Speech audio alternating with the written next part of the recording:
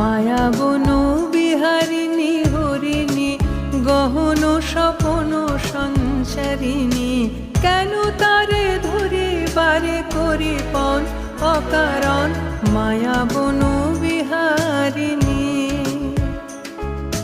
মায়া বন বিহারিণী হরিণী গহন স্বপন সঞ্চারিণী, কেন তারে ধরি বারে করি পণ অকারণ